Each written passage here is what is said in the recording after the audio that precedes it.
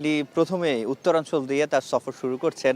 এর মধ্যে সে সূচিও পেয়েছে দেশবাসী এবং নেতাকর্মীরা পেয়েছে, তারা সে অনুযায়ী প্রস্তুতি নিচ্ছে। আমরা উত্তরের জেলা একেবারে ঠাকুরগাঁয়ে রয়েছি, তীব্র শীত। তবে আজকে কিছুটা রোদ উঠেছে সময় যত গড়িয়েছে, যেহেতু বেলা বাড়ছে। তো এখানে আমরা যেটি দেখছি, আমরা ঠাকুরগাঁও সরকারি উচ্চ বিদ্যালয় মাঠের বড় মাঠ নামে যেটি পরিচিত স্থানীয়দের কাছে, সেখানে আছি। এখানেও বোঝা যাচ্ছে যে উত্তরে আসছেন তারেক রহমান, বিএনপির ভারপ্রাপ্ত চেয়ারম্যান, শীর্ষকর্তা। তিনি আসছেন, তাকে ঘিরে এই মাঠে গণদোয়ার আয়োজন করা হচ্ছে। সে গণদোয়ার আয়োজন আমার ঠিক পেছনে দেখতে পাচ্ছেন যে এখানে বড় করে মঞ্চ তৈরি করা হচ্ছে, সেটা একটু দেখাতে চাই। মঞ্চের যে কাজ, আজকে কেবল 9 তারিখ তিনি আসবেন এখানে, 13 তারিখে 11 তারিখে তার যে 9 জেলায় যাওয়ার যে সফর, সে সফর শুরু হবে। ঢাকা থেকে তিনি শুরু করবেন। ঢাকার উপকণ্ঠের যে শহরগুলো রয়েছে সেগুলো দিয়েই তিনি আসলে মূলত এই উত্তরে প্রবেশ করবেন। শুরুতেই আমরা যদি বলি, তিনি 11 জানুয়ারি সেখান থেকে টাঙ্গাইল, ঢাকা থেকে টাঙ্গাইল, সিরাজগঞ্জ, বগুড়া, তারপর বগুড়ায় তিনি থাকবেন। তারপরের দিন অর্থাৎ 12 তারিখ তিনি রংপুর, দিনাজপুর হয়ে ঠাকুরগাঁয়ে আসবেন। এই ঠাকুরগাঁয়ে তিনি রাত্রি যাপন করবেন। তারপরে যদি বলি পরদিন 13 তারিখে তিনি এই ঠাকুরগাঁয়ে আসবেন। ঠাকুরগাঁয়ে এসে বড় মাঠে একটা গণদোয়ার আয়োজন করছে এখানকার স্থানীয় বিএনপির নেতাকর্মীরা, সেখানে যোগ দেবেন। সেটিকে ঘিরে এখনকার যে প্রস্তুতি, মঞ্চ তৈরি হচ্ছে সেটি দেখতে পাচ্ছেন। এবং পাশাপাশি এখানে যারা নেতাকর্মীরা রয়েছেন তারা যেটি বলছেন যে তিনি শুধুমাত্র এই যে এখানে গণদোয়ায় অংশগ্রহণ করবেন কিংবা সংবর্ধনা নেবেন, বিষয়টা এমন নয়। তিনি 24-এর আন্দোলন কিংবা তারও আগে যারা শহীদ হয়েছেন, দেশের জন্য জীবন দিয়েছেন, তাদের কবর জিয়ারত করবেন। এবং শুধুমাত্র এই যে ঠাকুরগাঁও সেখানে নয়, আমরা একবারে টাঙ্গাইল থেকে শুরু করে সিরাজগঞ্জ কিংবা বগুড়ায়, রংপুরে, দিনাজপুরে। রংপুরে আপনি জানেন 24-এর একেবারে সম্মুখ সারির মুখ, যিনি প্রথমে জীবন দিয়েছেন, সে শহীদ আবু সাইদ, তার কবর জিয়ারত করার কথা রয়েছে। মাওলানা ভাসানী টাঙ্গাইলে, তার কবর জিয়ারত করার কথা রয়েছে। এই সামনে দেখতে পাচ্ছেন নেতাকর্মীরা রয়েছে, স্থানীয় নেতাকর্মীরা, আর উপরে আসলে নির্মাণ করছেন যারা রয়েছেন কর্মীরা, এবং এই মঞ্চটিকে একটু বড়সড় করে দেখা যাচ্ছে যে প্রস্তুত করা হচ্ছে। এবং এই আশপাশে এই বড় মাঠটা বলা হয় এই জন্য, এটি বিশাল মাঠ আমরা দেখতে পাচ্ছি, ঠাকুরগাঁও সরকারি উচ্চ বিদ্যালয় মাঠ। তো এই যে তার সফর, সেটিকে ঘিরে ইতিমধ্যে ঠাকুরগাঁও নিজ জেলা, যেহেতু বিএনপি মহাসচিব মির্জা ফখরুল ইসলাম আলমগীরে তিনিও এসে পৌঁছেছেন। তিনি আজকে সকালেই গণমাধ্যম কর্মীদের সাথে কথা বলেছেন। গণমাধ্যম কর্মীরা সেখানে প্রশ্ন করেছিলেন যে তারেক রহমান আসার ফলে আসলে উত্তরাঞ্চলে কি প্রভাব পড়বে। তখন আসলে তিনি যেটি বলেছেন যে উত্তরাঞ্চলের আসলে আমূল পরিবর্তনের জন্য তারেক রহমানের আগমনটি একটা বার্তা। পাশাপাশি তারেক রহমানের আসার কারণে এই উত্তর অঞ্চলের যারা তৃণমূলের নেতাকর্মীরা আছে, তারা আরও বেশি সুসংগঠিত হবে, তারা আরও বেশি উজ্জীবিত হবে। তার এই আশাকে ঘিরে তৃণমূল আরও বেশি শক্তিশালী হবে। এবং এ সময়ই তারেক রহমান সফর ছাড়াও মির্জা ফখরুল ইসলাম আলমগীরকে সাংবাদিকরা প্রশ্ন করেছিলেন যে এই যে গণভোটে হা না, এই নিয়ে নানা তর্ক বিতর্ক সোশ্যাল মিডিয়াতে চলে, বিশেষ করে টকশোগুলো তো আলোচনা হয় যে বিএনপি না ভোটের পক্ষে এমন একটি প্রচারণাও দেখা যায়। সে প্রশ্নটি আমরা করেছিলাম, সেখানে তিনি যে উত্তরটি দিয়েছেন যে বিএনপি যেহেতু আগে থেকে সংস্কার কিংবা তিনি উল্লেখ করেছেন 31 দফার কথা, পরবর্তীতে তিনি এই কথাটি উল্লেখ করে বলেছেন যে বিএনপি না ভোটের পক্ষে হওয়ার কোনো সুযোগ নেই। হ্যাঁ, বিএনপি অবশ্যই হা ভোটের পক্ষে, এবং তিনি সেটিই বলেছেন, কারণ বিএনপি সংস্কার চায় বলে তিনি উল্লেখ করেছেন। পাশাপাশি তিনি বলছেন যে এই যে কিছুদিন আগে আমরা দেখেছি একজন স্বেচ্ছাসেবক দলের একজন সাবেক কেন্দ্রীয় নেতাকে গুলি করে হত্যা করা হয়েছে। এই যে দুর্বৃত্তায়ন, এবং তার আগে শহীদ ওসমান হাদিকে জানেন গুলি করে হত্যা করা হয়েছে। তো এই সেটিকে তিনি সেই প্রশ্নের উত্তরে তিনি বলছেন আইন শৃঙ্খলার যে অবনতি, সেটি নিশ্চয়ই শঙ্কার বিষয়। তবে তিনি আশাবাদী যে আইন শৃঙ্খলা পরিস্থিতির উন্নতি হবে। পাশাপাশি এই যোগসু হয়ে গেল, দুদিন হলো ফলাফল ঘোষণা করা হয়েছে, সে নিয়ে প্রশ্ন করা হয়েছে ডাকসু, জাকসু, রাকসু কিংবা চাকসুর মতো যোগসু তো দেখা গেছে যে শিবির সমর্থিত প্যানেলের জয় জয়কার, সে নিয়ে প্রশ্ন করার পরে তিনি বলেছেন যে জাতীয় সংসদ নির্বাচনে, যে ছাত্র সংসদ নির্বাচনগুলো যেগুলো রয়েছে, সেই ছাত্র সংসদ নির্বাচনের ফলাফল কোনো প্রভাব ফেলবে না, এই নিয়ে তিনি কথা বলেছেন।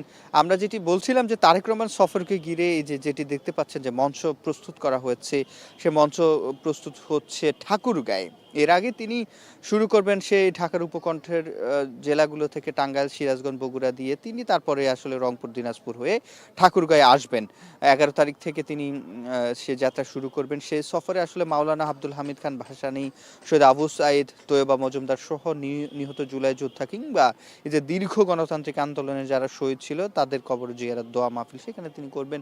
সেই সময় আসলে পথে পথে যে পথসভাগুলো সেগুলো হয়ে যাবে এবং এই যে আহত জুলাই যোদ্ধা যারা রয়েছে, শহীদ পরিবার আছে, তাদের সাথে সৌজন্য সাক্ষাৎ করবেন। এবং যেহেতু এখন নির্বাচনী প্রচারণা করা যাবে না, সেক্ষেত্রে দলের নেতাকর্মীদেরকেও তিনি অনুরোধ করেছে, দলীয় প্যাড থেকে চিঠিতে বলা হয়েছে যাতে কোনো ধরনের এই সফরটি আসলে ধর্মীয় সামাজিক অনুষ্ঠানের অংশ হিসাবে যাতে আয়োজন করা হয়, এখানে কোনো যাতে দলীয় নির্বাচনী প্রচারণায় সেরকম কোনো অনুষ্ঠান করা না হয় সেটি কিন্তু বলা হয়েছে। এবং সেই চিঠিতে সেভাবে আসলে নিরাপত্তা চেয়ে পদক্ষেপ নেওয়ার জন্য এই জেলাগুলোতে যারা নিরাপত্তার সাথে রয়েছে তাদেরকে আসলে সে চিঠিতে বলা হয়েছে। আমরা আমাদের এই যে যখন সফর, সে সফরে আপনার আমাদের যে সহকর্মী রয়েছে এই ঠাকুরগাঁও কিংবা উত্তরাঞ্চলের অন্যান্য সহকর্মীরা তারা কিন্তু এই সফরটি ঘিরে সংবাদগুলো সংগ্রহ করছেন।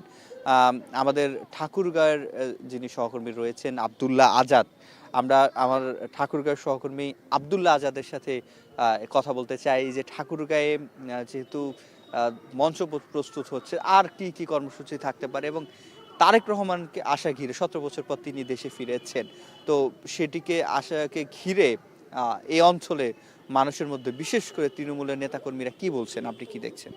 প্রথমেই যদি বলি, তারেক রহমান দীর্ঘ ১৭ বছর পর দেশে আসার খবরে যেমন পুরো দেশ উচ্ছ্বাসিত ছিল, বিশেষ করে বাংলাদেশ জাতীয়তাবাদী দল বিএনপির যে নেতা কর্মীরা তারা কিন্তু খুবই আনন্দিত এবং উচ্ছ্বাসিত, তাকে সংবর্ধনা জানিয়েছেন।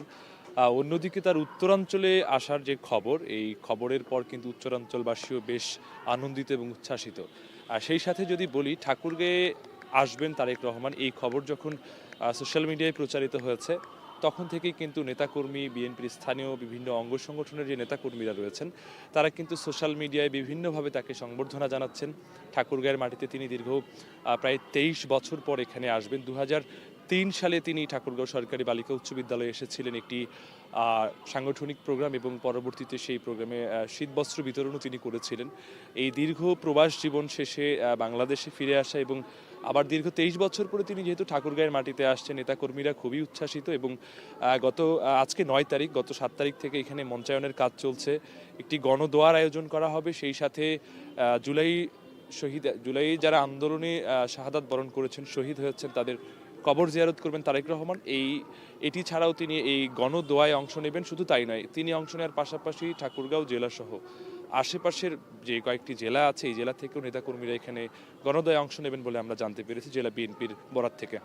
অসংখ্য ধন্যবাদ। আমাদের সাথে যুক্ত ছিল আমাদের সহকর্মী আব্দুল্লাহ আজাদ। আমরা আবার আরেকটু ফিরতে চাই, এখানে যে মঞ্চের কাজগুলো চলছে নিশ্চয়ই আমাদের চিত্র সাংবাদিক সহকর্মীকে দেখাতে বলবো। এই মাঠটি দেখতে পাচ্ছেন, বিশাল মাঠ। ইতিমধ্যে এখানে খালেদা জিয়ার একটি বলা যায় তিনি চলে গেছেন, তার একটি ছবি দেখা যাচ্ছে একেবারে মঞ্চের একটা কর্নারে, অর্থাৎ মাঠের একটি কর্নারে বলা যায়। সেক্ষেত্রে তার সাদা কালো যে ছবিটা, তিনি আসলে চলে গেছেন।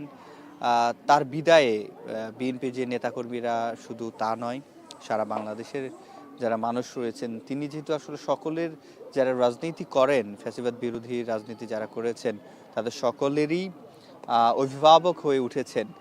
সে অভিভাবক হয়ে ওঠার পর তার চলে যাওয়ায় এটি আসলে ব্যথিত করেছে। এবং সেই সাথে আমরা অন্যান্য যারা দলের সমমনা দলগুলো রয়েছে তারা কবর জিয়ারতে গেছেন। বিশাল একেবারে স্মরণকালের সবচেয়ে বড় যে জানাজার নামাজটি হয়েছে সেই বলা যায় ঢাকাতে সংসদ ভবনের দক্ষিণ প্লাজায় মানিক মিয়া এভিনিউতে, সেটি কিন্তু আমরা দেখেছি।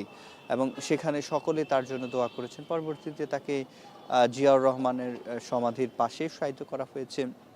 এবং আমরা দেখেছি আজকে পর্যন্ত নানা স্তরের মানুষ দলে দলে সেখানে গিয়ে তাকে শ্রদ্ধা নিবেদন করছেন। আমরা খালেদা জিয়ার ঠিক কিছুটা নিরাপদ দূরত্বে আমরা আরেকজনকে দেখতে পাচ্ছি, তিনি জুলাইয়ের অকুতোভয় একজন সৈনিক ছিলেন, সম্মুখ সারির সৈনিক বলা যায় ছিলেন। তারও ছবি এখানে টাঙানো রয়েছে। শহীদ ওসমান হাদি, শহীদ ওসমান হাদির ছবি দেখা যাচ্ছে যে তিনি যে নজরুল সঙ্গীত গাইছেন সে সময়ের একটি স্থির চিত্র, একেবারে দুই হাত প্রসারিত করে তিনি যখন বলছেন বলো বীর বলো অন্যতম শির, সেই ছবিটি দেখা যাচ্ছে। এবং তিনি যে বলছেন যে তিনি অকুত, তিনি ভয় পান না, তিনি জঞ্জাল। এই যে বিষয়গুলো আসলে এই ছবির মধ্যে তার সেই প্রতিচ্ছবি কিন্তু দেখা যাচ্ছে। এবং শেষ দিন পর্যন্ত তিনি ভয় পাননি সেটি কিন্তু আমরা দেখেছি, এবং শেষমেশ সেই আততায়ীর গুলিতে তাকে জীবন দিতে হয়েছে সেটিও আমরা দেখেছি।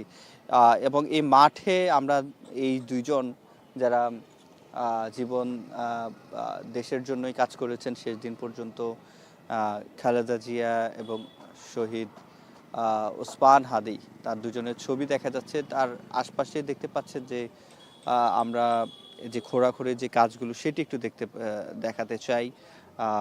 মঞ্চ তৈরি করা হচ্ছে, তারেক রহমান আসবেন এই মাঠে।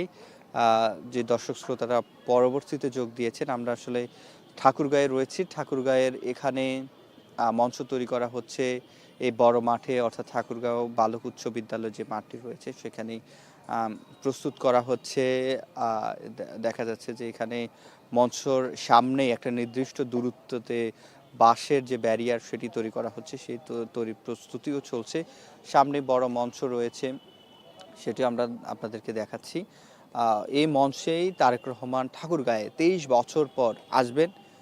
এসে এখানে যেহেতু নির্বাচনী আচরণবিধি যাতে লঙ্ঘন না হয়, এখানে কোনো জনসমাবেশ কিংবা কোনো জমায়েত বলছে না, কিংবা নির্বাচনী কোনো প্রচার হিসাবে বিএনপির পক্ষ থেকে বলা হচ্ছে না। তারা যেটি বলছেন যে এখানে একটি গণদোয়ার ব্যবস্থা করা হবে, যেখানে দোয়া করা হবে যারা শহীদ হয়েছেন 24 থেকে দীর্ঘ গণতান্ত্রিক আন্দোলনে তারা শহীদ হয়েছেন, তাদের জন্য দোয়া করা হবে। পাশাপাশি এখানে তারেক রহমান হয়তো ঠাকুরগাঁয়ে 23 বছর পর জনসম্মুখে, বিশেষ করে ঠাকুরগাঁয়ের মানুষ কিংবা তার আশপাশের যে জেলাগুলো রয়েছে সেই জেলাগুলোর মানুষ তাকে দেখতে পাবেন।